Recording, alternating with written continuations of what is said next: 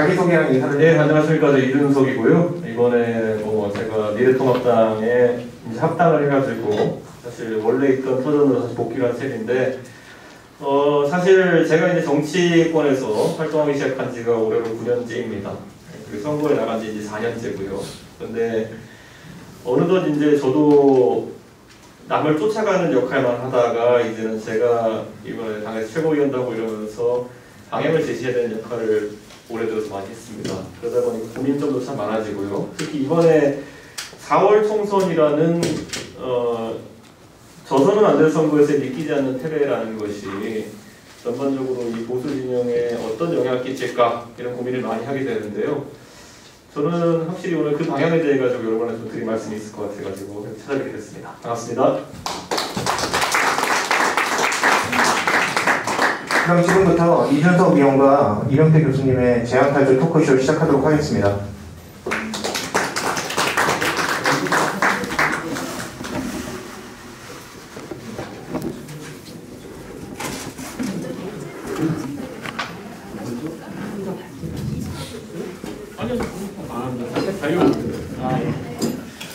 우리가 좀 잘못 알았던 것 같습니다.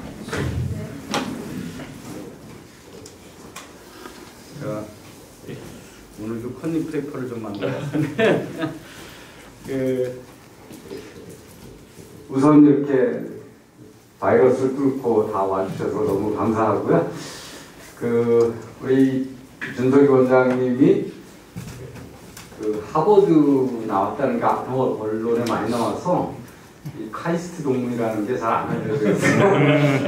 사실은 카이스트 나오시고 하버드에서 하시고, 근데 이제 첫 번째 질문 아주 쉬운 질문이죠. 보통의 엘리트들이 가는 코스하고 다른 코스를 가시게 됐는데 언제 왜 정치를 하시겠다고 생각하시게 됐는지 좀 소개를 해주시면 좋겠습니다. 예, 정치라는 것을 꿈꾸지 않은 대한민국에 사람이 있을까라고 생각할 정도로 저는 지난 50년 동안, 60년 동안 정치가 우리 대한민국에 끼친 영향이 크다 저는 이렇게 보고요. 그래서 저도 제가 27살이 되기 전까지는 단 한 번도 저는 정치나 아니면 사회 문제에 대해서 제가 발언할 기회가 없다고 생각했었기 때문에 고민도 안 했습니다. 솔직히 말하면. 그런데 이제 27살 때 제가 그 당시에 하던 사회 봉사활동이나 이런 것들이 박근혜 대통령 그 당시 비대위원장의 눈에 띄어가지고 저희 비대위원 제안이 왔고, 그래서 이제 솔직하게 말씀드리면은 정치를 비대위원이나 최고위원으로 시작할 수 있다라는 것은 굉장한 매력입니다. 보통 많은 사람들은 정치권에 들어가기 위해서 또는 들어가서 높은 자리에 올라가서 자기 소리를 얘기할 수 있을 때까지 성장하기 위해서 굉장히 많은 시간을 보내고 그동안의 초심을 잃게 되고 그 사이에 속된 말로 망가져가죠. 저는 그런 기회가 없이, 낙하산도 이런 낙하산이 없죠.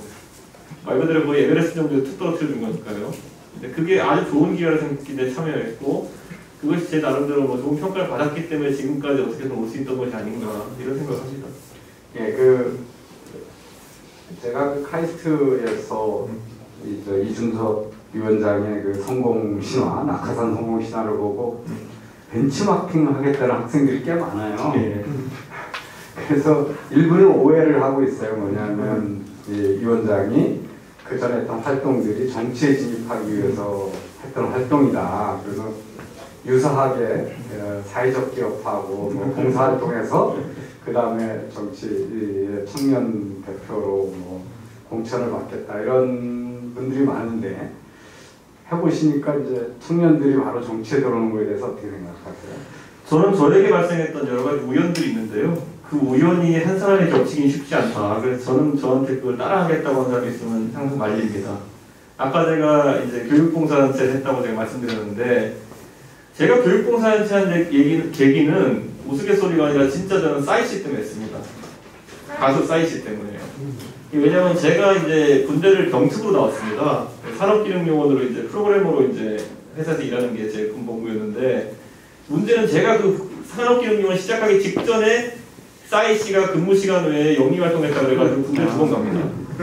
그래서 원래 이제 교수님도 잘 알겠지만 과학고 나와서 카이스트 다니고 이렇게 하고 하는 똑똑한 친구들이 산업기능요원 병특을 하게 되면은 보통 주말이나 아니면 저녁에 남는 시간에 고액 과외하고 이래요. 제 친구도 다 그렇게 했습니다. 그런데 저는 그때 사이트 잡혀가는 거 보고 영리활동을 하면 큰일 나겠구나 이런 생각을 하고, 그래서 그 나이에 22살, 3살 때 비영리 단체를 해야겠다는 생각이 있었어요. 예, 가만히 놀기는 뭐하고 남는 시간에. 그래가지고 사실 교육봉사단체로서 저와 제 친구들이 했던 그 배움을 나누는 사람들이 하는 단체가 사상 초유의 성공을 거둡니다. 왜냐하면 말이 안 되는 조건인 것이, 우선 산업기능위원을 하면서 월급은 일정하게 나오고요. 시간은 항상 저녁 시간대와 주말에 시간이 있고, 제 친구들도 마찬가지로 다 서울대 나오고 이렇게 뭐 외국대 나오고 이런 친구들이니까 굉장히 공부를 잘하는 학생들이 돈 한 푼 안 받고 내 생계 걱정 없이 사람을 가르칠 수 있는 환경이라는 거는 의외로 엄청난 비교오이고 다른 영역에 생길 수 없는 비교오입니다. 그래가지고 저희가 교육봉사단체 만들자마자 1년 만에, 이거는 제가 다른 데 가서 얘기하는 얘기인데, 이명박 대통령이 먼저 저를 표창합니다. 그때 표창했던 두 명이 누구냐면요, 이준석과, 그러니까 배움을 나누는 사람들의 이준석과 공부의 신이라는 걸 했던 강성태입니다. 그래서 성태형이랑 저랑 그렇게 발탁이 된 거예요, 사실상.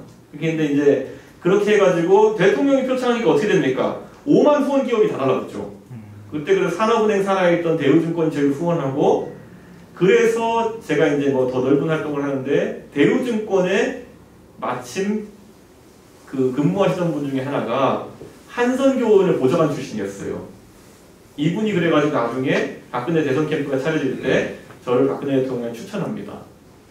우리 대우증권에서 후원하는 그 단체 중에 이런 곳이 있는데, 거기 대표하는 애가 보니까 뭐 하버드도 나오고 무슨 뭐 이렇게 어린애 표창도 하고 잘하더라 이래가지고 가게 된 건데, 그러니까 이런 거죠. 그러니까 저에 대해서 예를 들어 뭐 이상한 유튜브에서 보고 오신 분들도 있겠지만은, 그러면 보통 이런 식으로 설명해요. 이준석이는 아버지가 유승민이 그 친구이기 때문에 유승민이 추천해가지고 거기서부터 해가지고 정치를 했다 이렇게 얘기하는데, 정치 조금 아시는 분들은 그때 유승민 의원이 박근혜 대통령에 멀어졌었고, 그리고 기본적으로 그 유승민 의원은 저희 아버지한테 저 비대위원 하지 말라 그랬어요, 거꾸로. 그때 이미 박근혜 대통령과 멀어졌었기 때문에. 그렇기 때문에 이런 말 하기는 그렇지만은 그 유튜브 많이 하시는 분들이 사람에 대해 세평하는 것들은 굉장히 B급 정보가 많습니다, 보통 보면. 그래서 오늘 여러분께 지시하려는데, 그래서 제가 아까 교수님 말씀하신 것처럼 저를 따라하는 사람이 있으면 알려요. 기본적으로 그런 어떤 행운들이 따라야 되고, 두 번째로는 제가 비대위원을 했는데, 그건 당이 비상의 상태에 빠져야 되는 거잖아요. 당이 쫄딱 망해야 되는 거잖아요. 그런 게 겹쳐야지만 가능한 시나리오입니다. 이제 정치 9년 하셨는데, 네. 정치만큼 언론에 방송에 많이 나가시잖아요. 예. 본인을 어떻게 정의하세요? 정치인이세요? 방송인이세요? 저는 정치 지망생이라고 다들 비하하곤 하는데, 저는 이미 대한민국의 정치인 중에서는 랭킹 안에 들죠. 예, 왜냐하면 사실 아까 제가 말씀드렸듯이 저를 방송에서 많이들 보셔가지고 그게 익숙해서 그럴지도 있겠지만은, 오늘도 대한민국 정치의 여의도 바닥에서는 거기 있는 스타벅스나 아니면 커피빈 이런 데 가보면요, 그 방송에 한번 나올 기회, 내 이름이 기사에 한번 나올 기회, 이런 걸 얻기 위해서 뛰는 진짜 정치 지망생들이 많습니다. 그렇기 때문에 저는 뭐 제 스스로를 정치인으로 분류하고요. 그런데 이제 그 방송에 대해 가지고는 사실 저도 이제 다른 관심이 있었던 것이, 유명해져야 된다라는 수단으로서 방송인을 활용하는 거는 저도 의지가 있습니다. 왜냐하면은 정치를 하다 보면은 확실히 그게 스피커 크기도 중요해요. 옳은 말을 하는 것과 동시에 스피커 크기도 커야지 이게 먹히는 거거든요. 잘 보시면 김어준 같은 사람 틀린 소리를 스피커 크게 하니까 영향이 있잖아요. 그런 것처럼 스피커 크기가 절대적인 영향이 있는 거다. 그렇기 때문에 그걸 키우기 위한 노력도 게을리하면 안 된다, 이런 생각을 합니다. 정치, 저는 이제 이렇게 업적으로서 이렇게 들여다보면 다른 어떤 나라보다, 다른 나라도 마찬가지지만 우리나라에서 지금 그러니까 누구나 인정하는 엘리트 출신의 이준석 위원장이 9년의 정치를 했잖아요. 근데 정치라는 게 권력을 잡아서 그 권력을 도구로 내가 이상적인 사회를 만들겠다는 의지잖아요. 이제 그런 직업인데, 그게 권력을 일단 잡아야 되는데, 이제 뭐 최고위원하고 이런 건 아시겠는데, 보통 그 국회의원이 되고 장관이 되고 뭐 대통령이 되고 이런 건데, 그 시장이 되고, 지금 그 우리나라 정치가 노력하고 결과의 연결관계가 상당히 희박한 것 같아요, 그죠? 예. 그래서 이제 보통 제가 청년들한테 얘기하면 그런 직업은 별로 좋은 게 아니다. 자기 노력한 거에 대해서 성과를 제대로 바로바로 잘 표현하지 않는 게 어떻게 생각하세요? 지금 이제 이 9년의 세월 속에 그 대한민국 사람들이 다 아는 지명도를 갖추셨는데 그런데 여전히 권력은 아주 그 손에 잡힐 듯 잡히지 않잖아요. 예. 이 정치의 속성에 대해서 어떻게? 저는 그런 생각을 합니다. 우리가 이제 성공을 무엇으로 정의하느냐에 따라 약간 다를 수 있겠지만은 결국 마지막에 본인이 진짜 원했던 최종 목표를 달성하는 사람이 승자다, 저는 이렇게 보는 거거든요. 부산에서 계속 떨어지던 노무현이 무슨 생각을 했을까라는 거 우리가 조금만 반추해봐도 저는 모르겠습니다. 노무현이 그럼 성공했느냐, 아니면 어디 지금 우리가 이름 모르는 삼선 의원이 성공한 것이냐, 이건 구분을 해봐야 되거든요. 노무현 대통령 국회의원 딱 1.5선 했습니다. 네. 그리고 이명박 대통령 1.5선 했죠. 문재인 대통령 1선 했습니다. 박근혜 대통령은 이제 5선 한 5 의원 출신이었는데, 저는 이제 이게 저는 의미하는 바가 있다 보는 것이 결국에는 최종 목표가 뭔지에 맞춰가지고 중간 단계를 각자 나름대로 설계를 해야 되는 겁니다. 순탄하게 당선되는 것 아니면 이런 길들이 보이긴 하겠죠. 그런데 그것이 그러면 나의 최종 목표에 도달하기 좋은 방법들인가? 저희 당의 원내대표로 지금 계신 주호영 원내대표 5선 의원이시지만 이번에 원내대표 되기 전까지는 대한민국 정치 역사에 어쩌면 남긴 족적이라는 것이 우리가 특기할 만한 건 없어요. 지금 말하면 매번 국회의원으로서 직분은 다 하셨겠지만은 저는 그런 것처럼 그 이루고 싶은 게 무엇이냐가 명확하면은 기다리는 것도 그렇고 준비하는 것도 그렇게 힘들진 않습니다. 제가 지금 경험을 보니까. 그래서 제가 그 준비하는 것이 무엇이냐고 아마 계속 말씀드리겠죠. 그 사실은 저 질문에 있습니다. 근데 그 이제 총선 끝나고 이 원장도 그렇고 저도 그렇고 한동안 본영을 치렀는데 저는 지금도 치르고 있거든요. 저도 마찬가지입니다. 부정선거에 동조하지 않았다, 틀린 얘기다 했다가 바른 소리 한 거에 대해서 뭐 어마어마한 후폭풍을 겪고 있는데, 근데 다른 이제 현재 정치인들을 제가 여러분한테 왜 당신들이 당사자인데 그 문제를 좀 해결 안 하냐, 왜 애매한 정규제 이명태가 다 얻어맞고 이래야 되냐. 그랬을 때 이제 정치인들의 속성이 일부 국민이라도 자기를 싫어할 얘기를 안 하고 듣고 싶은 얘기를 하고 듣기 싫은 얘기는 피해가고 이런 것들이 정치인들의 아주 속성인 것 같더라고요. 그래서 자기는 현역 국회의원이고 또는 바로 또 국회의원을 해야 되기 때문에 자기는 얘기할 수 없지만 이명태 교수 당신 얘기는 100% 맞다, 뭐 이렇게 얘기를 해요. 약 올리는 건가, 뭐 이런 생각도 많이 들면서 그래서 그런데 이제 이렇게 장래 큰 꿈을 가지고 있는 정치인인데, 현실 정치인인데 어떻게 부정선거론에 반대 의견을 강하게 개진하게 된 계기는 뭐고 의도는 뭐고 지금은 어떻게 흔들하고 계신지. 저는 결국에는 우리가 정치가 지향해야 되는 점이 어디냐라고 봤을 때 전 리더십과 팔로워십이 있다고 보는 거거든요. 결국에는 정치는 우리나라에서 항상 존경받는 지도자, 저는 박근혜 대통령도 그렇고 뭐 저들이 추앙하는 뭐 김정일 노무현도 그렇고 이 사람들은 누가 봐도 이끄는 타입이에요. 본인들이 비전을 제시하고 그 방향으로 가자라고 선동할 수 있는 사람들이거든요. 그리고 거기에 따른 성과를 내는 것이고. 근데 최근의 정치라는 것이 2000년대, 2010년대부터 어떤 일이 생겼냐면은 뭐 저쪽에서 이제 프레임 만들어가지고 2010년 초반, 2010년부터 13년까지만 해도 소통, 불통 이런 얘기가 항상 정치권을 도배했습니다. 그 소통이 뭐냐라고 했을 때는 내 말을 들어주는 것이라고 보통 정의가 되죠. 자기가 옳고 그른 건 관계없어요. 내 말을 들어주는 소통이고 아니면 불통이에요. 이런 식으로 소통을 가치의 중심을 세우면서 정치인들 사이에 어떤 비겁한 문화가 생겼냐면은 팔로워십이라는 그런 말도 안 되는 개념이 침투하기 시작했어요. 그래서 저는 리더라고 하면은 아니 전쟁에 나가는 장수가 야 우린 동쪽으로 간다 이렇게 해야지 이게 장수지. 다들 불러 모아놓고 어느 쪽으로 갈까 이렇게 해가지고 못 정하면 다수결로 정하자 그래가지고 그걸로 가는 게 장수입니까 그거는?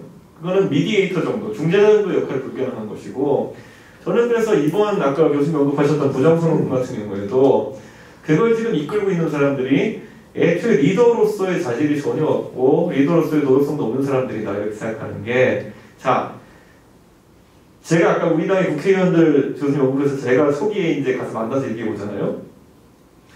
기본적으로 통계도 모르고요. 네. 기본적으로 자기들이 뛰는 선거가 어떻게 관리되는지도 모르고요. 기본적으로 이런 음모론에 대처하는 방식 자체도 몰라요. 근데 이게 무엇을 뜻하는 것이냐면요. 자, 선거를 모른다는 건 뭐냐면요. 저 같은 경우에는 서울의 격전지에서 항상 선거를 치릅니다. 노원병이면 서울에서 제일 어려운 선거 중에 하나인데, 그러다 보니까 한 표 한 표가 아쉬운 사람이에요. 그렇기 때문에 제 당원들 중에서 가장 믿을 만한 사람을 감시원으로 보내고, 개표 감시하는 사람으로 보내고, 그 사람들이 가서 저한테 카톡으로 모든 개표 그 결과표를 전 찍어서 보냅니다.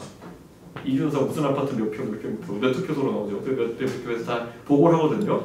1이라도 틀리면 저희가 항의합니다. 그게 서울에서 진짜 최전선에서 싸우는 것이 최적화된 사람들의 행태예요. 그런데 영남에서 가진 다선 의원들은 어떨까요? 선거날 자기가 진다는 생각을 하겠어요? 그럼 검표원들이 그렇게 세밀하게 살피겠습니까? 선거 프로세스를 살피겠습니까?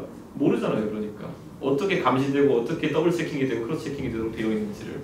그러니까 무식한 거예요. 그 방면에 있어가지고. 두 번째로 아까 말씀하신 것처럼 적을 만들지 않겠다라는 것.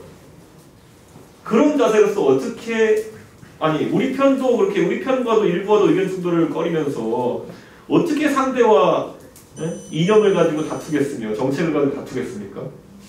저는 그건 굉장히 비겁한 행태다. 저는 이렇게 보는 거죠. 그리고 본인들이 리더라고 생각하면은 우리가 어떻게든 설득하면은 우리 지지층이 우리를 믿어줄 거라는 자신감이 있어야 되는데, 그들은 자신감이 결여돼 있어요. 내가 맞서봤자 나는 오히려 뭐 일부 그 선동하는 유튜브에 있는 사람들과 영향이 떨어지니까 내가 쓸려나갈 것이다. 그런 자세로 어떻게 리더십을 발휘하겠습니까? 그래서 저는 이건 리더십과 팔로우십의 문제라고 보고, 이 팔로우십을 강조하는 자들 또는 그런 선택을 하는 사람들이 어쩌다 보니 구조적으로 당을 이끌게 되면은 그 당은 망한다. 저는 그런 생각을 합니다.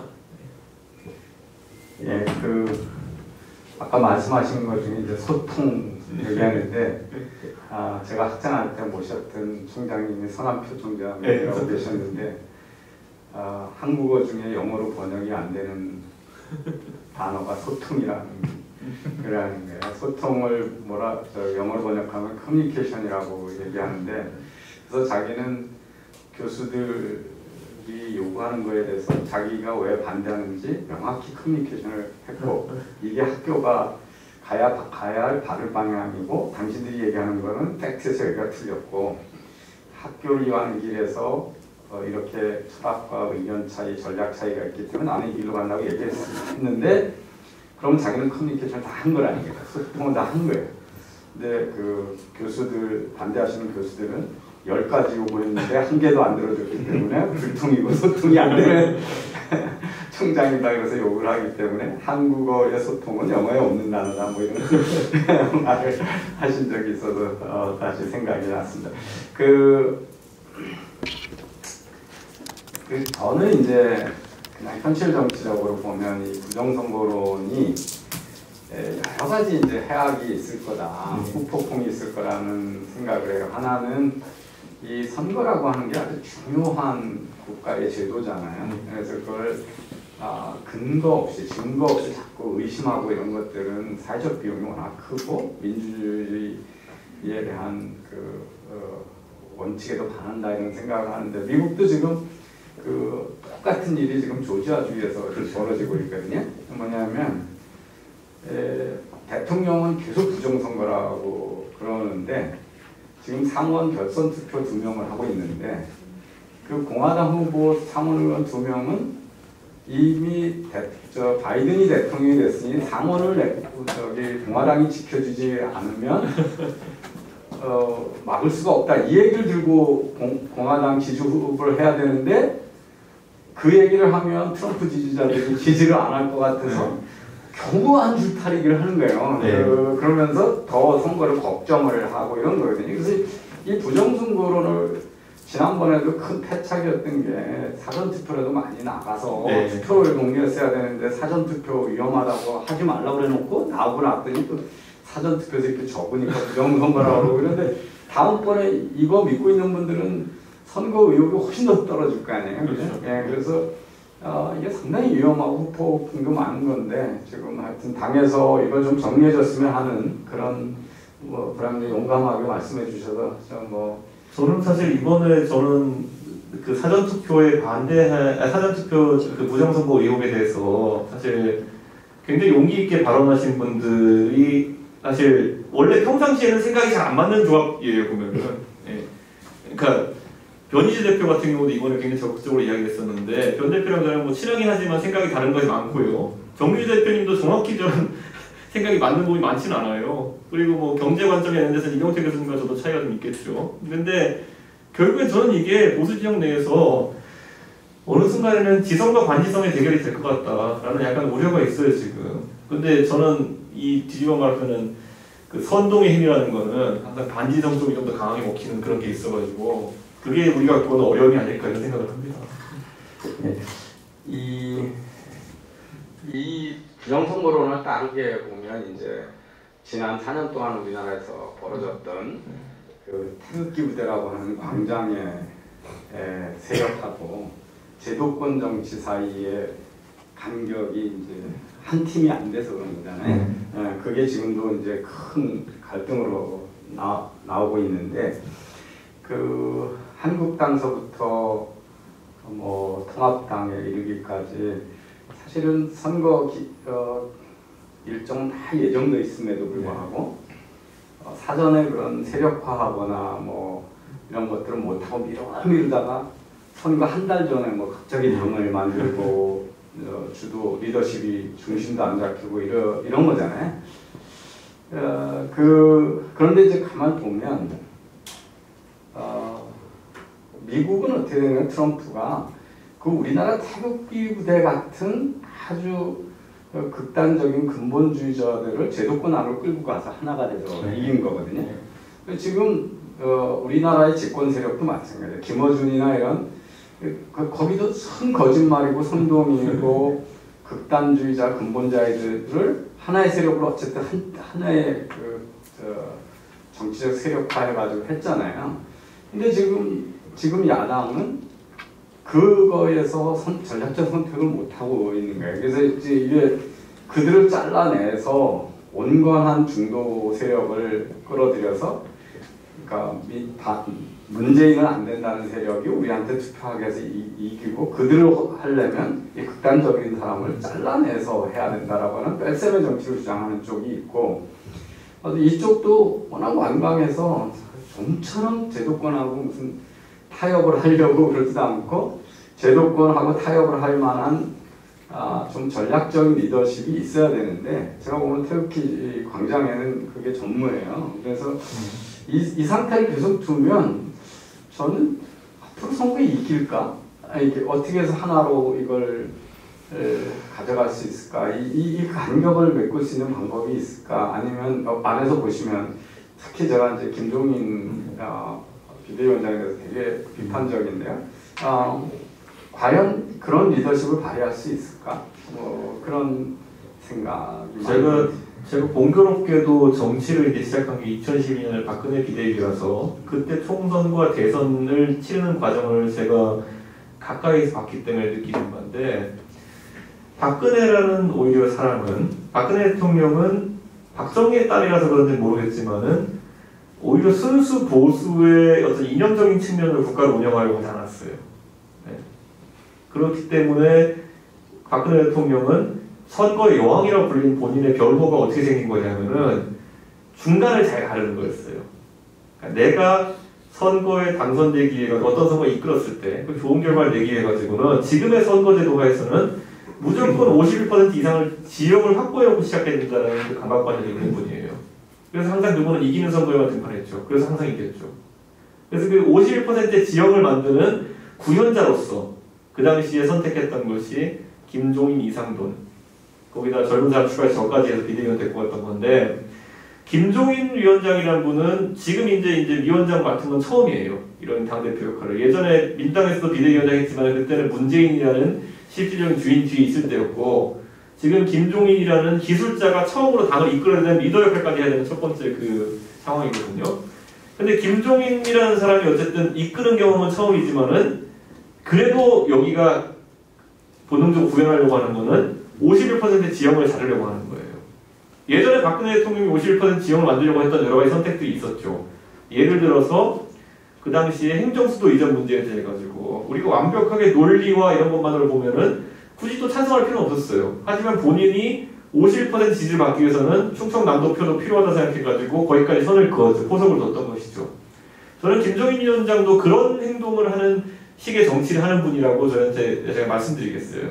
근데 이제 그거 했을 때 지금 이제 소기의 성과가 없기 때문에 많은 분들이 이제 이 전략이 먹히긴 하는 거냐, 그렇게 해서라도 뭐 잘 되면 좋겠지만은 맞게 가는 거냐에 대해서 이제 의심을 갖고 계신 분들이 있는데, 저는 이번에 서울시장 선거와 부산시장 선거가 분수령이 되지 않을까 이런 생각을 하고, 그 지형 잡기, 그러니까 그 자리 잡기가 만약 성공한다 그러면은 이번에 승리를 거둘 수 있을 것이고, 안 된다면은 엄청난 내분에 빠질 것은 전 자명해 보이네요.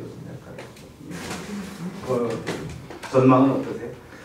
오늘 뭐 여론조사 나온 거 혹시 보신 분들은 있겠지만은 저희 내부 분석도 거의 비슷합니다. 서울이랑 부산에 대해 가지고 야권 후보를 찍겠다. 아직까지 이름을 구체화하진 않았지만은 다들 야권 후보를 찍겠다는 성향이 꽤 높게 나오고 있거든요. 그래서 저는 이제 그 부분은 이제 저희가 굳이 지금까지 선거에서 계속 졌던 게 그 구도가 안 좋아서 하기보다는 가가지고 선거 지휘관들이 선거에서 실수를 많이 해가지고 진 것도 있었기 때문에 선거는 끝까지 가봐야 하는 겁니다. 제가 봤을 때는. 예.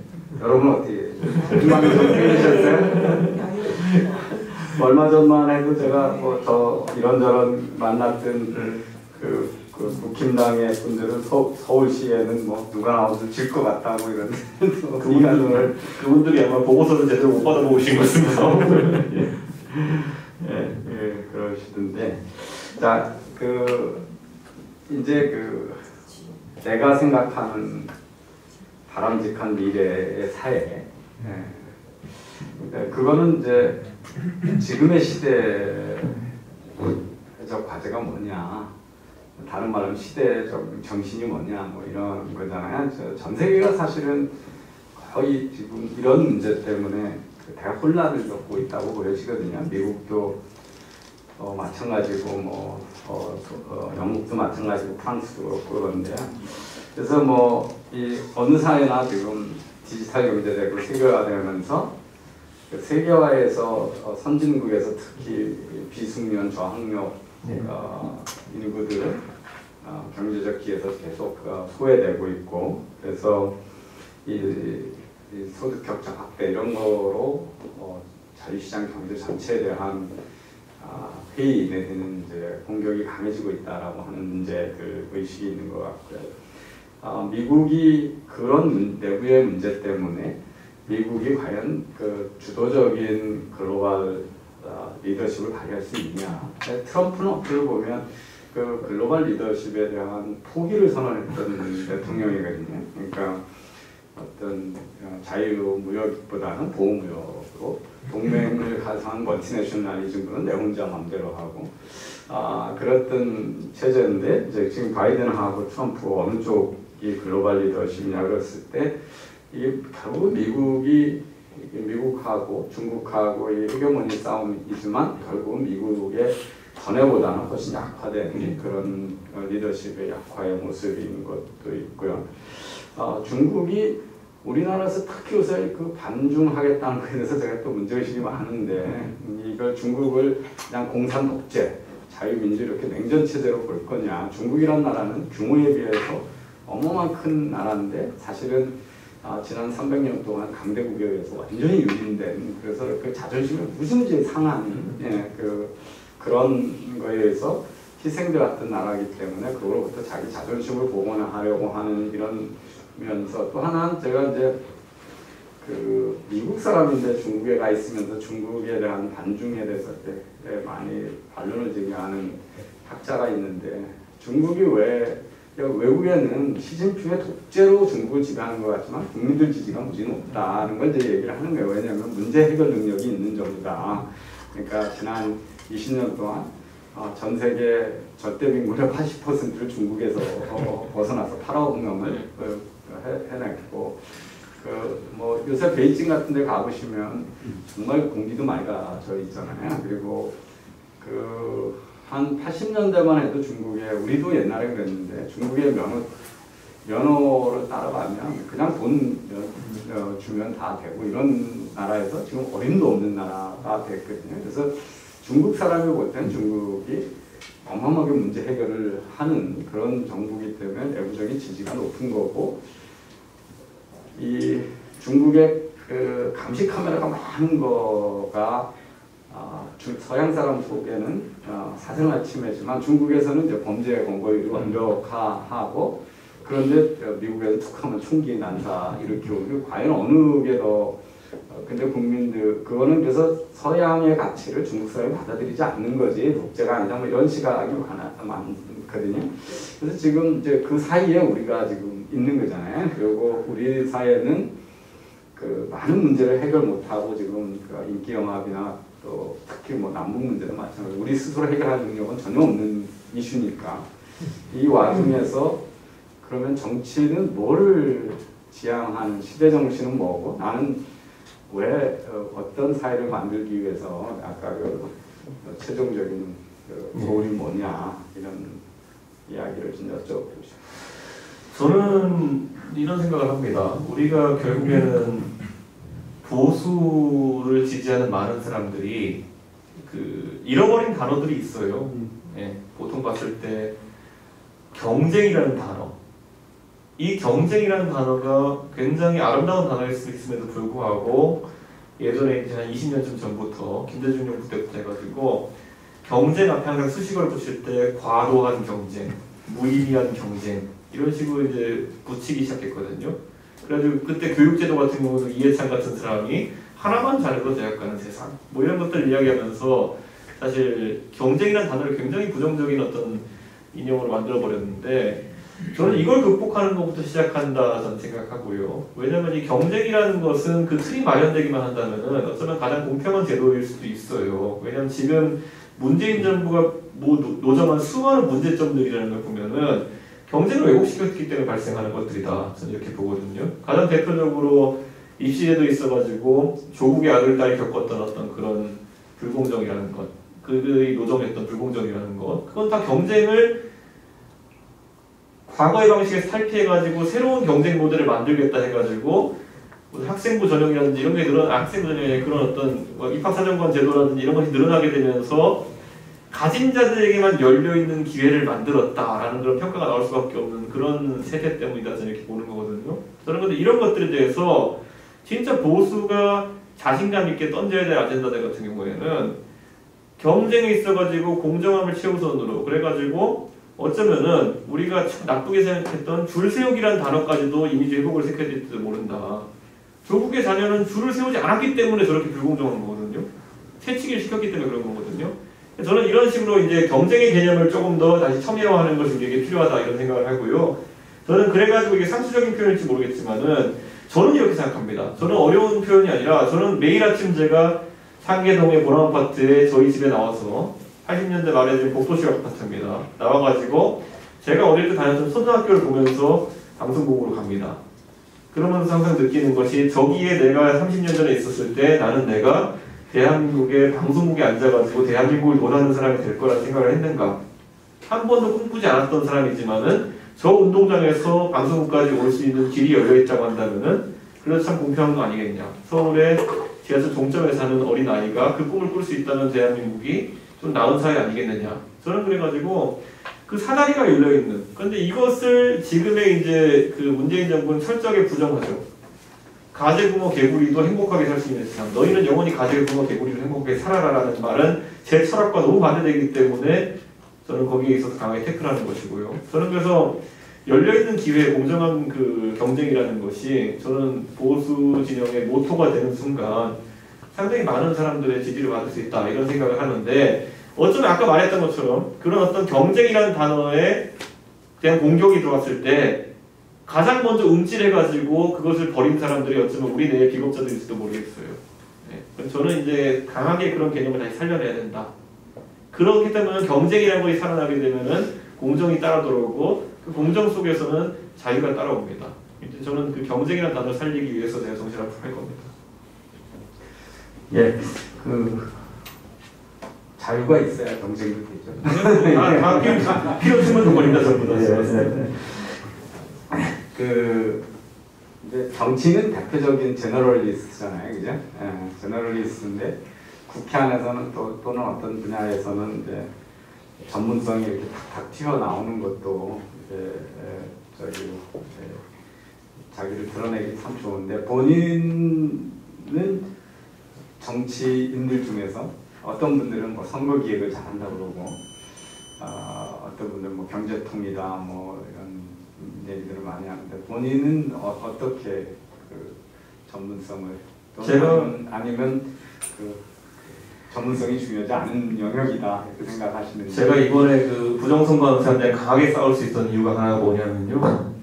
그 이분들은 제너럴리스트도 아니고 스페셜리스트도 아니고 그저 남의 말 하나만 들으면 바로 반응하는 분들이기 때문에 제가 도저히 묵과할 수 없는 몇 가지 명제를 던졌어요. 예를 들어 그때 뭐 민경호 의원님이 나오셔가지고 뭐 파워포인트 하면서 열 몇 가지 이렇게 뭐 부정선거인 이유를 자기가 포착했다고 썼는데 거기 보면은 9번이 윈도우 10을 사용하고 있다고요. 10번이 와이파이라는 기능이 있다 그래요. 그래가지고 그걸 국회 대회의실에서 풀어놓고 이제 저희가 이제 발견했는데 이제 윈도우 10이 노트북에 있고 와이파이라는 기능이 있습니다 했더니만은 그 대회의실에 있던 그 아저씨 전부 다 박수 치면서 야 드디어 증거를 찾았다 이러고 있는 거예요. 저는 이걸 보면서 아까 제가 반지성이라고 말씀드렸는데요. 저는 그거는 제가 스페셜리스트라서가 아니라 그거는 적어도 기본적인 논리 관계나 대한민국 사람들 평균만큼만이라도 IT에 대한 이해가 있으면 할 수가 없는 얘기인데 그런 얘기 했던 거에서 놀랐고요. 제 스스로는 스페셜리티라고 생각하는 거는 제가 워낙 27살 때까지 저는 벤처학위에서 공부했기 때문에 IT 쪽이 제 스페셜리티고 이게 있습니다. 제가 그 2012년에 정치 데뷔한 다음에 100분 토론 이거 나갔을 때 제가 통합진보당 애들을 이제 만나가지고 토론을 많이 했거든요. 근데 얘네가 완전히 바보들이구나라는 걸 한번 느낀 게 뭐냐면요. 저는 아까 제가 교육봉사단체를 했다고 그랬잖아요. 제가 저소득층 중학생한테, 중학교 2학년한테 수학을 가르치는 게 저희 주 그 아이템이었어요. 그런데 그때 뭐로 논쟁이 붙었냐면요. 반값 등록금, 대학교 반값 등록금에 논쟁이 붙었어요. 저는 그때 뭐라 그랬냐면은 저는 반값 대학 등록금을 해야 된다는 걸 아직까지 용납 못하겠다. 왜냐하면은 우리나라는 초등학교도 무상교육, 의무교육, 중학교도 의무교육, 고등학교는 아무것도 아니고 대학교부터 세금을 지원한다는 게 저는 약간 단계가 안 맞아 보인다. 그러니까 고등학교를 차라리 먼저 지원한다면 난 동의할 수 있다. 이랬더니만은 그때 통합진보당은 저한테 뭐라 그랬냐면요.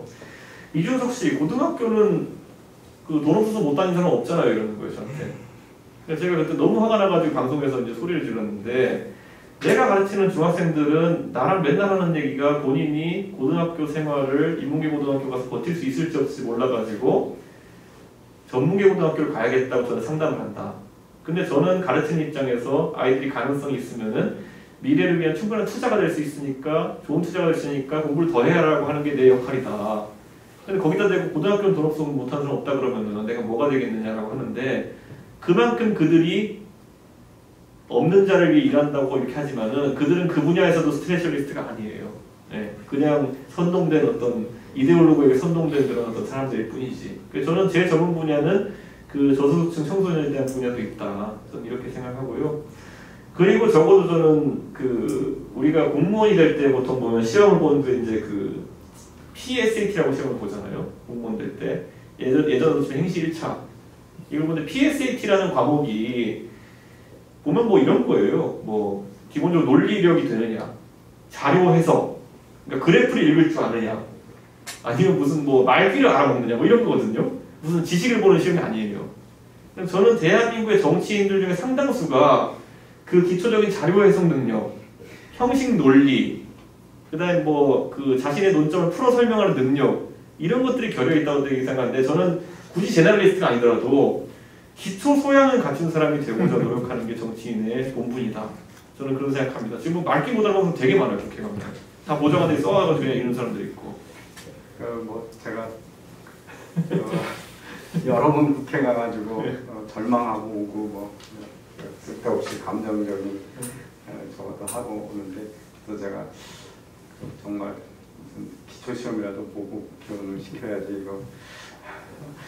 진짜 저는 이거는 저희가 굉장히 문제인식을 가져야 될 게요. 국회의원은 원래 국정감사가 가장 중요한 본분 중에 하나입니다. 국정감사를 하면은 기본적으로 상대하는 게 중앙부처 공무원인데, 우리 잘 알지 않습니까? 중앙부처 공무원 행시 사무관 된 정도 사람이면요, 대한민국 1% 안에도 좀 공부 잘하는 사람들이에요. 그 사람들이 하는 잘못을 캐내기 위한 감사하는 사람은 더 잘해야 되는 거예요. 안 그러면 누가 누구 감사합니까, 그거는? 자, 우리가 조금만 시의산을 넓혀가지고 시의원급으로 가보자고요. 시의원이 서울시의 지방직이긴 하지만은 그 사무원들을 감사할 수 있을까요? 여러분 동네 시의원이 누군지 아시면 아시는 것도 좀 놀랍지만은 한번 가서 이력을 체크해 보십시오. 그분들이 누굴 감사할 능력이 되는 분들이 있는지. 구의원쯤으로 가보십시오. 제가 솔직히 말하면 이번에 저희 동네에서는 구의원 중에서 자기 학력을 미기재한 분들이 많습니다. 미기재는 무학이라는 의미거든요. 제가 무학을 비하하고자 이런 의도도 전혀 아니고요. 그러다 보니까 결과적으로 자기가 구의원이 감사해야 될 감사 대상인 공무원이 거꾸로 감사 자료를 써주는 경우도 있습니다. 이게 대한민국의 너무 광범위하게 퍼진 의회 민주주의의 지금 병폐입니다, 지금. 예, 그래서 지금 그 여러 가지 뭐 우리 그냥 현안을 질문했는데, 또 구체적으로 그 다가오는 서울시장 선거, 또 다음 총선, 대선을 위해서 뭘 구체적으로 준비를 하고 계세요? 저는 이제 고도를 아까 말씀드린 것처럼 결국은 51%의 득표를 할 수 있는 체제를 만들어야 된다. 그게 거기가 어디까지인지를 빨리 리더들이 결정해가지고 지지자들에게 전달할 필요가 있다는 생각을 하거든요. 그 어떻게 국민을 51대 40%로 분류하고 그들에 대한 득표전을 펼칠 것이냐, 이 문제인데, 저는 이런 생각을 합니다. 그러니까 저도 제가 지향하는 이념이 있고, 그리고 뭐 저와 생각이 다른 보수의 분파들도 있겠죠. 저는 이 다양성이 만약에 다양성이 힘을 발휘하는 제도를 원한다고 한다면은, 저는 작년에 있었던 패스트트랙 그 갈등에서 오히려 저는 만약에 다양성이 각자 개별의 색채를 유지하면서 발휘되길 바란다면은 연동형 비례대표에 찬성했어야 된다 좀 봐요. 왜냐면은 자, 누군가 굉장히 자유시장 경제를 신봉해가지고 자유시장 경제를 당의 가치로 삼고 정치를 하고 싶다 라고 한다면은 그 이념을 지지하는 국민이 대한민국에 상당히 많을 겁니다. 자유시장을 추구하는 국민들이 20%가 국민이 있다고 한다면은 꽤 큰 숫자입니다. 그럼 그 20%의 의석을 받을 수 있는 체제는 오히려 연동형 비례제예요. 하지만 아까 말했던 것처럼 지금의 1대1 선거 구도에서는 51%의 지지를 받을 수 있는 정도의 얘기밖에 못해요. 순수 이념에 가까운 얘기를 할 수가 없는 것이죠. 그렇기 때문에 이거는 저희 어쨌든 이제 선거제도에 대한 논의는 작년에 끝났지만은 지금 고민해야 되는 지점입니다. 지금 있는 선거제도화에서는 그 다양성이라는 거를 각자 원하는 대로만 말하기는 어려운 상황이 왔다는 거죠. 예.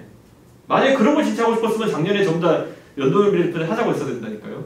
그러니까 저는 그 지금 상황 속에서 그러면은 어떻게든 저도 제가 가진 생각을 약간 내려놓고 뭐 다른 사람은 조금 내려놓고 해가지고 51% 지점 만들어야 되는데, 저는 이 자리에 계신 분들한테 한번 물어보고 싶어요. 내년에 진중권 씨가 저희를 지지하는 모습을 원하십니까? 아니요. 아니요. 여기에 대해서 이제 생각을 해봐야 되는 거죠. 네. 문재인을 싫어하는 사람들이 어디까지 뭉치길 바라십니까? 금태섭이 오길 바라십니까? 저는 개인적으로 싫어요. 그런데 여러분의 생각은 어떠십니까? 그러면은 그렇게 해서 만약에 저희가 갈랐을 때 어떤 선으로 가르면 50%가 나올 수 있을까요? 저는 그걸 이제 고민할 때가 됐는데, 지금 그래서 국민의힘에서 소위 말하는 전략을 하는 사람들 입장에서는 내년 선거를 보수 대 진보의 구도로 해서 해봤을 때 51을 만들 수 있겠느냐. 그래서 지금 이제 최근에 나오고 있는 구도는 뭐냐면은, 그래서 이제 많은 분들이 가장 쉽게 생각하는 게 뭐냐면 반문연대예요.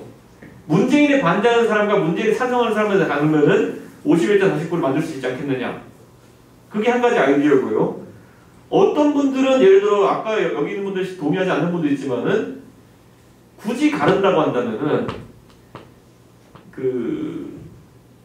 이렇게 구분도 가능해요. 예전에 보면은 본인들을 애국 보수라고 지칭하시는 분들 여기도 있을 수 있겠지만은 그런 분파가 하나 있죠. 근데 애국 보수라는 분들의 특징은 개인의 개성이나 이런 것보다는 굉장히 집단주의적인 성격이 강한 분들이에요. 그래서 최근에 이제 조소적으로 이제 저 문재인 정부가 하는 행태를 보면서 저건 완전히 애국진보다. 네. 저건 완전히 전체주의적인 행태를 보이고 있고 자기들 집단주의적 사고로 이제 나라를 망치고 있다 이렇게 하는 사람들은 전체주의와 그에 대한 반동으로 나누자고 하는 사람들도 있어요. 네. 그러니까 저는 이 구조가 명확하게 설정되어야 된다고 생각하는 것이고 제 개인적인 분석은 저는 진중권 교수 같은 사람이 포괄되는 형태로 간다고 하면 51%는 달성할 수 있다. 저는 이렇게 보고요. 저는 이번에 보수 진보로 갈랐을 때는 생각보다 소구력이 크진 않을 것이다. 저는 이런 생각을 하고요. 그래서 저는 근데 진중권 교수 같은 사람 포괄한다는 개념으로 가려면 저와 진중권 교수의 경제에 대한 관점은 너무 다릅니다. 동성애에 대한 관점 너무 다릅니다. 네. 박근혜 대통령에 대한 관점 너무 다릅니다. 저와 진중권 교수. MB에 대한 관점 너무 다릅니다. 하지만 우리가 공유하는 거가 있다면 그걸 중심 안 된다고 내세워야죠. 그게 그래서 아까 제가 말했던 것처럼 이 파시스트주의적인 문재인 정권과 자유를 추구하는 사람들로 진중권은 제가 이념적으로 분류했을 때 진보적 자유주의에 가깝습니다. 네, 가끔은 방송에 가까운 모습 보이기도 해요. 그랬을 때 그 부분을 나눴을 때 그 사람이 함께 할 수 있는 것이고 다른 구도, 예를 들어 태극기 부대가 하려 했던 것처럼 탄핵 찬반 이거 51대 49 전제 안 된다는 거 우리는 경험했습니다. 또 할 이유 없잖아요, 그 경험을. 저는 그래서 이제 그거를 아마 탐색하는 과정이 있지 않나 이런 생각을 하고 저는요 개인적으로 윤석열 총장이 나중에 대선 후보가 되겠다? 저는 반대합니다. 제가 상상하는 구도하에서는 51대 49 그분이 어떻게든 못 만들어냅니다. 왜냐? 그분은 그냥 안티 문재인 말고는 지금까지 우리에게 보여준 것이 없고 앞으로도 보여줄 것이 없다 생각합니다. 그렇기 때문에 그거는 확표의 확정성이 전혀 없다 저는 이렇게 생각하고 저는 그래서 결국에는 이들이 행하는 독선적인 행태, 전체주의적인 행태 이런 것에 반대하는 사람들 하나로 모으는 것이 하나의 답이 아닐까 그 정도 생각을 합니다. 진중권이나 김태섭이를 끌어안는 걸 이기기 위해서는 필요하다고 생각하는데 그 전제 단계가 뭐냐면 그런 사람들이 같이 그룹핑이 되었을 때 그 중에서 다 섞여서 한 사람으로 대표를 낼 수 있느냐가 문제죠. 저는 금태섭 의원을 서울시장 후보로 하자는 일각의 이야기에 대해서는 강하게 반대합니다.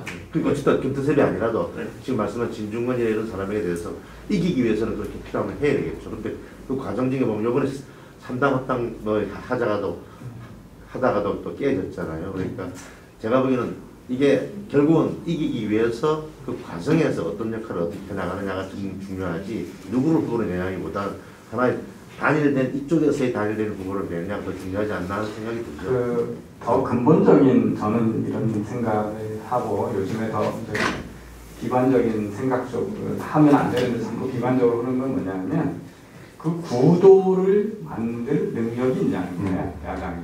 그러니까 지난번 대선 패배 이후의 선거에 보면 지금까지 구도를 만들 능력이 없었던 거예요, 야당이. 그래서 특히 최근 총선은 완전히 리더십 공백 상태에서 그냥 선거 직전에 급조된 그리고 아무 생각도 없었던 그 황교안 대표의 무능이 겹치면서 완전히 구도 없는 선거를 했거든요. 그래서 구도는 계속 지금까지는 지금 집권 세력이 짜고 있고 야당은 구도를 만들 능력이 없는데 그게 이제 뭐 사실은 박근혜 대통령, 이명박 대통령, 전 대통령까지가 강력한 그 집권 가능성이 있는 대선 후보가 있었기 때문에 그 구도를 만들 수 있고 물어붙일 수가 있거든요. 그래서 이게 알이 먼저냐 닭이 먼저냐의 문제인데 지금 그 희망이 있는 대선 후보가 없다 보니까 어떤 구도를 만들 구심점도 능력도 없는 상태에서 지금 흘려가고 있고 그런 타협의 그러니까 아무도 지금 중진도 없고 저것도 없으니까 타협의 대상이 그냥 편한 선택이 김종인은 아닌가 이런 이제 생각을 좀 하고 있거든요. 그래서 일정은 다 정해져 있어요. 뭐 총선 다음 대선도 얼마 안 남았는데 여전히 후보를 만들어내는 이벤트나 구조를 어떻게 만들 건지에 대해서 한 번도 비전을 제시해 본 적이 없고 지금도 움직임이 없잖아요. 그래서 이미 실패한 리더십인데 사람들은 자꾸 거기다 어떤 기대를 하는 게 아닌가. 과연 구도를 저는 지난 총선 준비하는 걸 옆에서 보면서 정말 너무 기가 막혔어요. 그리고 그 선거를 이길 수 있다고 생각하는 사람들이 너무 이겼는데 도적 맞았다고 생각하는 사람들이 너무 이해가 안 돼. 저는 제가 그때 지도부에 앉아 있었기 때문에 그 화이트를 제가 봤지만요. 그게 2012년에 제가 이기는 팀의 최고위원도 해봤고요.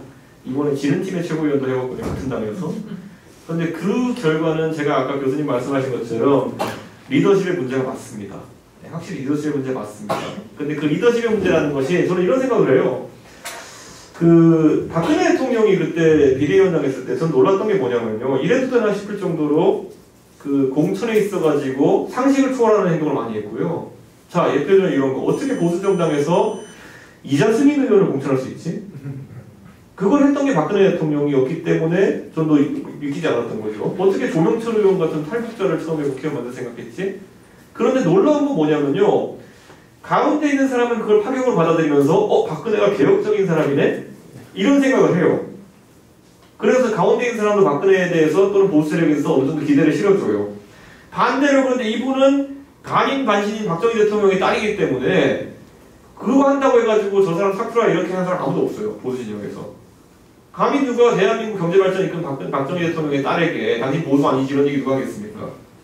그러다 보니까 오른쪽이 든든한 상황에서 왼쪽을 공략한다는 것은 굉장히 유효한 전략이라는 거예요. 그래서 제가 황교안 대표를 그때 만나뵈가지고 제가 그 말씀 드렸어요. 박근혜 대통령만큼은 아니지만은 제가 뭐 황 대표님을 항상 보면 느끼는 바가 황 대표님이 다소 뭐 약간 확장적인 행보를 한다고 해가지고 황 대표님이 빨갱이다라고 하는 사람은 없을 것이다. 그러면 조금 더 자신감을 가지고 움직이셔도 좋다. 이랬는데 그분이 거기서 그런 행보를 하기보다는 머리를 깎고 들어놓으셨죠. 확장을 할 수 있는 시기에 오히려 본인이 희생하는 지도자상을 만들기 위해 가지고 그걸 가진 거죠. 그래서 저는 리더십의 문제가 맞았다 생각하는 거고, 저는 근데 그 확장이 아까 말했던 것처럼 뭐 김종인 위원장도 제가 봤을 때는 아까 말했던 것처럼 본인이 주인인 게 아니라 최고 경영자로 항상 있다가 이번에는 주인 역할까지 해야 되는 거다 보니까 이데올로그 역할까지 해야 되는 거다 보니까 예전보다 담력 있는 모습은 못 보이고 있어요. 하지만 저는 지금 시점에 그래가지고 다소 이제 좀 제가 기대하는 항상 그래서 지도자상으로 기대하는 사람이 있다면은 보수 진영에서 본인의 정체성에 대해서 전혀 의심받지 않지만은 선거를 위해서는 51% 지형을 확보하기 위해서 나갈 수 있는 사람이라면 저는 최적의 조건이라고 보는 거거든요. 근데 아까 교수님 말씀드린 대로 그 카리스마를 보일 수 있는 대선 주자가 없는 게 지금 문제겠죠. 이게 아까 뭐 금태섭 의원이 들어오든 뭐 누가 진중권 교수가 전 교수가 들어오든 윤석열 원장이 들어오든 다 좋은데 저는 그걸 누가 뭐 만들어주는 것보다 그 사람들이 들어와서 경쟁 속에서 당원이나 국민이 선택하고 그 과정에 쇠가 모아지는 열린 장이 어떻게 만들어지냐는 거잖아요. 근데 지난번 그 황교안 대표 당대표 선출되는 과정을 보면 우리나라는 이 새로운 리더십을 검증하거나 거기에 더 국민적 특히 저쪽은 뭐 탁편민이 있어서 그런지 안정철이 그런지 모르겠는데 이벤트 잘해가지고 뭘 하는 걸 하는데 이쪽은 하여튼 이벤트 기획 능력이 너무 없어가지고 그 리더십을 빌딩하는 탄생하게 하는 요람을 만들어주는 뭐 이런 기능이 할 수 있는지. 근데 이미 지금 서울시장 후보 얼마 안 남았잖아요. 근데 아직도 룰을 가지고 뭐 지금 그런 상태라서 뭐 걱정은 됩니다. 그건 제 걱정이고요. 아니 근데 교수님 저는 솔직히 말하면 아까 제가 솔직한 고민을 하나 말할게요. 저는 올바른 생각, 틀린 생각 이전에 최선의 능력치라고 보거든요.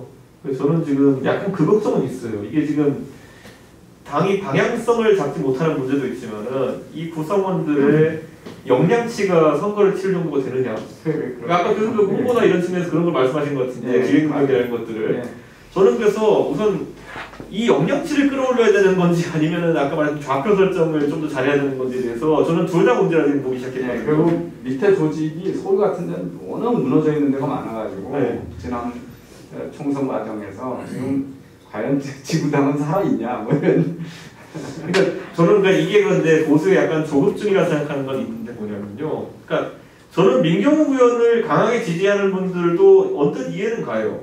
왜냐면 우리가 보수가 집권 세력으로서 사회 주도 세력으로 있다가 탄핵이라는 그런 한방 때문에 뒤집혔다는 인식을 갖고 있는 거거든요. 탄핵이라는 것 때문에 한방에 뒤집혀가지고 갑자기 우리가 야당이 됐다라는 인식을 갖고 있는 분들이 있어요. 그러다 보니까 문재인 정부를 뒤집는 것도 한방 싸움이다라고 생각하는 분들이 굉장히 있어요. 그래가지고 부정선거라는 큰 건을 이렇게 지렛대로 들어오려고 하면 한 방에 휙 넘겨버리자라는 생각으로 접근하는 분들이 있는데 저는 오히려 우리가 탄핵에 걸려 넘어진 것이 오히려 이례적인 것이지 이거는 거의 발생하지 않는 일입니다. 이렇게 한 방에 뒤집어 넘긴다는 거는. 근데 저는 예를 들어 이런 거잖아요. 원래 집권하려면 정책적 기반이 있어야 되는데 우리 보수가 예를 들어 예전에 낙수경제론, 경쟁교육관, 그리고 뭐 상호주의 대북 안보 이것을 국권이 가지고 세계에 바로서 집권해 왔었는데 여기에 대해 가지고 국민적인 매력도가 떨어지기 시작하면서 집권에 실패한 거거든요. 근데 그 사이에 노무현 정부 이후부터 저쪽은 요것과 약간 벗어난 세 가지 아젠다를 만들어놨어요. 노동, 환경, 인권이라는 걸 이걸 바탕으로 해서 저들이 이제 자기 지지 세력을 확고하게 유지하는 건데 그래도 보수는 저는 다시 한번 경제, 교육, 안보관을 제대로 정립할 필요가 있다. 이게 제가 봤을 때 옛날에 보수가 아무리 지탄받았어도 그래 경제는 보수가 잡아야 살려. 그래 교육은 보수가 옛날에 교육감은 다 보수 교육감 됐었잖아요. 안보는 그래 보수가 돼야지 든든하지. 이 인식이 있으면 무조건 집권합니다. 근데 지금은 그게 없어요. 왜냐? 아무도 거기에 대해서 고민을 하고 매력적으로 설파하는 대선 후보도 없고 하니까 서서히 그쪽의 장점이 사라진 거죠. 장점도 사라지고 사실은 저는 이 안보에 대해서 그러지 않아도 여러 번 그 얘기를 여기저기서 했었는데 북한이 자기들 방어하고 두려워를 하지 북한이 선제적으로 우리 체제를 전복시킬 능력이 없다라는 거를 온 세계 사람들이 다 아는 국민들 알고 그러니까 두려워하지 않는 거예요. 근데 자꾸 적화 야욕이 있고 언제든지 와서 빨갱이가 집권한다 이런 공포를 조성하려고 하는 게 지금 소구가 되지 않는 상황인데 그거에 대해서 새로운 안보 비전을 제시하지 못하고 뭐 이런 것 같아요. 근데 특히 이제 저는 이제 경제 문제를 자꾸 얘기하는 게 어디나 경제가 갖는 비중이 훨씬 커지거든요. 그렇죠. 네, 그래서 어느 나라 그래서 그 경제에 대한 비전을 좀 뚜렷이 보여주고 이런 걸 했으면 좋겠는데 지금 이제 우리나라가 이상한 적에 있어서 국회의원들이 불신받으니까 매번 선거 때마다 물갈이 많이 하는 게 잘하는 것처럼 돼 있다 보니까 근데 제가 보면 이렇게 좀 건방진 데인지 모르지만 실력 있는 분들은 다 없어지고 아마추어들로 나갔다 앉혀놔가지고 김종인 대표 앞에 가면 제대로 말할 마디 거들 만한 의원도 없는 당이 되어버렸거든요. 그래서 이렇게 쭉 경험이 있는 우리 이준석 위원장 같은 분들이 목소리를 많이 높여야 당이 중심이 생기지 않을까 그런 생각을 하고요. 뭐 여기 계신 분들은 다 저랑 비슷하게 모르겠습니다. 우리 국민들 많은 문재인 정부가 빨리 없어졌으면 하기를 바라는 사람들은 야당에 대해서 참 애증이라고 그럴까 뭐라고 해야 돼요? 표현을 하기가 참 포기하자니 다른 대안이 없고 두고 보자니 너무 답답하고 뭐 이런 상황인데 나는 그럼 뭐를 해서 기여를 해야 될까 이런 거에 대해서 상당히 총선 이후로 거의 디프레션 수준에 지금 빠져 있는 게 아닌가 이런 걱정을 합니다. 제가 이제 여쭤보고 싶은 얘기들을 다 소식 말씀해 주셨고 그 기회를 여러분한테 드려서 좀 자유롭게 우리 이 스타 정치인에 대해서 좀 여러분 비하인드 스토리도 많이 알고 계시잖아요. 그래서 그 방송에서 보시면 상당히 박학다식하다는 걸 여러분 많이 느끼실 건데 뭐 자유롭게 좀 질문을 해주시면 좋을 것 같습니다.